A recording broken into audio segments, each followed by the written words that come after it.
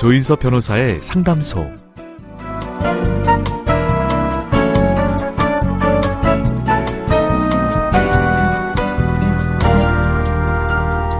피아노로 도와 솔의 화음을 치면 기분 좋게 들리는데요. 미와 파의 화음은 어쩐지 귀에 거슬립니다. 그건 미와 파가 불협화음이기 때문인데요. 그런데도 불협화음이 음악에 꼭 있어야 하는 이유는 뭘까요? 어느 피아니스트가 이렇게 말했다고 합니다. 불협화음이 없다면 화음의 아름다움을 모르겠죠 라고요. 자, 불협화음 속에서도 아름다움을 만들어가는 당신의 일상을 응원합니다. 조인섭 변호사의 상담소, 지금 바로 문을 열겠습니다.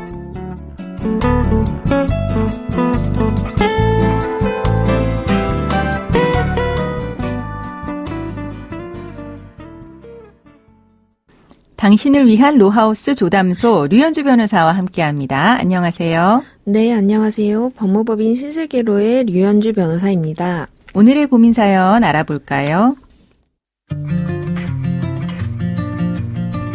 저희 부부는 동갑내기이고 대학 신입생 때 처음 만나서 연애를 했습니다. 저는 성악을 했고 남편은 의대생이었죠. 학부를 졸업하고 해외 유학과 국내 석사 과정을 고민하던 중에 남편이 오랜 기간 떨어지기 싫다며 프로포즈를 했습니다. 나이도 어리고 모아둔 돈도 없었지만 저희 부모님께서 경제적인 부분을 지원해 주셔서 결혼했습니다. 그때 저희 부부 나이가 24이었습니다. 친정 부모님은 신혼집을 마련해 주셨고 생활비도 부족함 없이 지원해 주셨습니다. 남편은 10년간의 고된 수련 끝에 2년 전쯤에 병원을 열었죠. 그러는 동안 저희 부부에게 두 아이가 생겼습니다.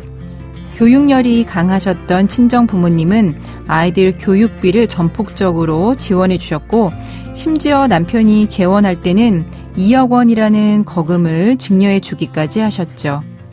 그런데 남편은 병원을 열고 돈을 벌기 시작하자 변하기 시작했습니다. 저와 대화하는 걸 지루해했고 자기 의견에 따르지 않으면 쉽게 화를 냈습니다. 급기야 얼마 전엔 저에게 손찌검까지 했습니다. 가장 큰 문제는 남편이 저희 집 경제권을 쥐고 있다는 거였습니다. 번 돈을 저와 상의 없이 주식에 다 쏟아붓더라고요. 저는 개원하면서 빚을 많이 졌으니까 우선 갚아야 하지 않겠냐고 했지만 남편은 전업주부가 뭘 아냐면서 제 이야기는 들으려고도 안 했습니다. 저는 부부간의 신뢰관계가 없기 때문에 이혼을 고려하고 있습니다. 그런데 아이들 양육과 재산 분할이 걱정입니다. 남편 병원은 이제 자리를 잡아서 소득이 늘어나고 있지만 아직 빚이 많습니다. 남편은 제가 갖고 있는 건물도 재산 분할 대상이 된다고 하던데 그건 명의만 저로 되어 있을 뿐 실제로는 부모님이 소유하고 있습니다. 저는 어떻게 해야 하는 걸까요?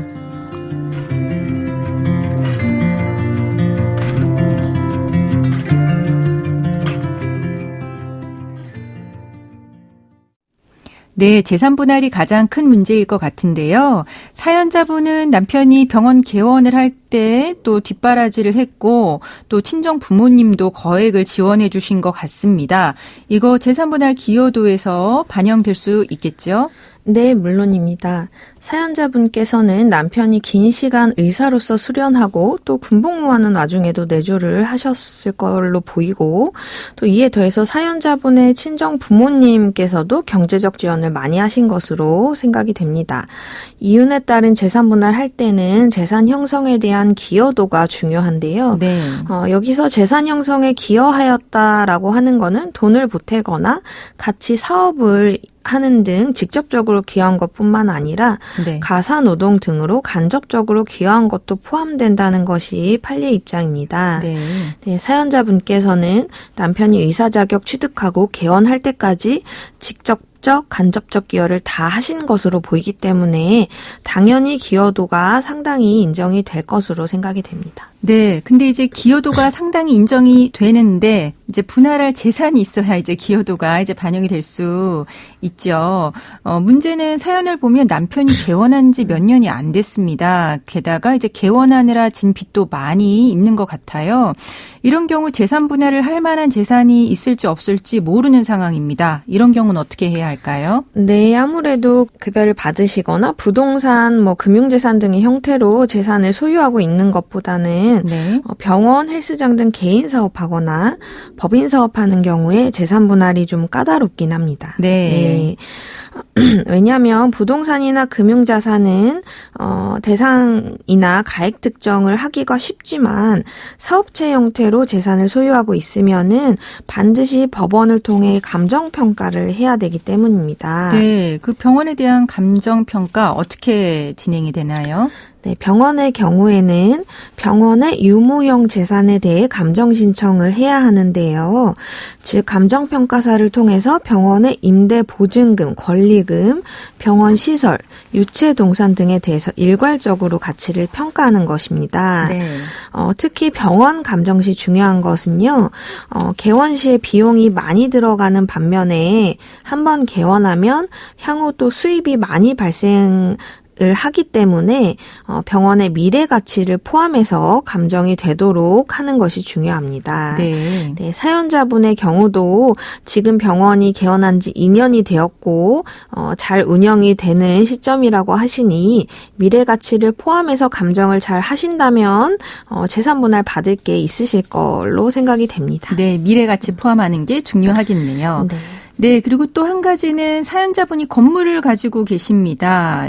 이제 실질적인 소유자는 부모님이라고 하긴 했지만, 남편은 이 건물을 재산분할 대상으로 해야 한다라고 주장하고 있는 것 같아요.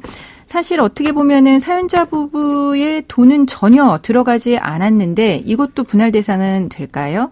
네, 부동산의 경우에는 명의신탁이 법적으로 금지되어 있기 때문에 차명으로 부동산을 취득하고 관리하는 건 사실 불법이라고 할 수 있습니다. 네. 그래서 사연자분과 같이 이혼 사건에서 실제로는 부모님 건물인데 명의만 나로 되어 있는 경우 많이 문제가 됩니다. 이 부동산이 명의신탁되어서 내 것이 아니다라고 주장을 하면 스스로 불법을 인정하는 셈이 되니 위험 요소가 좀 있는 것이죠. 네, 그렇긴 하지만 또 어떻게 해볼 수는 없을까요? 네, 다만 이러한 부동산 취득에 부부 돈이 들어간 게 전혀 없고 전부 부모님 돈으로 형성이 되었다면 이는 사연자분의 특유재산이라는 점이 명백하겠죠. 네. 그렇기 때문에 특유재산의 형성과 유지에 상대방 기여가 없다면 재산분할 대상에서 제외할 수가 있고요. 분할 대상에 포함이 된다 해도 의리 쪽 특유재산의 가액이 크다면 기여도에서 대폭 조정이 되도록 주장 입증을 해야겠습니다. 네, 그렇군요. 그리고 이제 사연자분은 가정주부로 생활하느라 사실 경제력은 없으신 것 같은데 이 경우 아이들의 친권 양육권 사연자분에게 불리할까요? 네, 전혀 그렇지 않습니다. 친권 양육권 판단에 있어서 가장 중요한 것은 이혼 후에 아이들의 정서적 안정과 양육 환경입니다. 사안의 경우에는 사연자분께서 아이들을 그간 주로 양육해 오셨기 때문에 남편보다는 사연자분과 애착관계가 잘 형성되어 있을 것 같습니다. 네. 그리고 사연자분의 친정부모님께서 어느 정도 재력도 있으신 것 같거든요. 그렇기 때문에 이혼 후에 아이들 양육을 보조해 주실 수도 있을 것 같습니다. 네. 네. 그리고 추가로 남편이 고소득 직업군이니 남편의 소득을 누락 없이 파악해서 정당한 양육비를 꼭 받으셔야겠고요. 네. 또 아이들이 아직 어리니까 성장 단계에 따라서 양육비를 증액하는 것으로 청구하는 것도 고려해 보시면 좋겠습니다. 네, 세세하게 짚어주셔서 감사합니다. 지금까지 상담 내용을 그럼 정리해 보자면 사연자분이 남편이 개원할 때까지 뒷바라지한 사실은 재산분할 기여도에 반영될 수 있고요.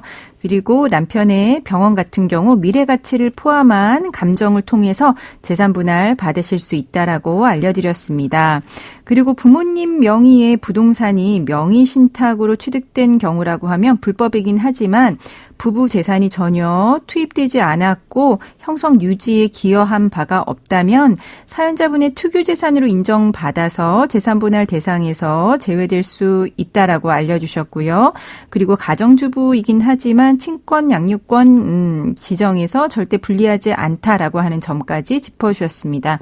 지금까지 류현주 변호사와 함께했습니다. 네, 감사합니다. 조윤섭 변호사의 상담소는 유튜브를 통해서 다시 듣게 하실 수 있습니다. 궁금한 점이나 건의할 사항이 있으면 댓글을 달아주세요.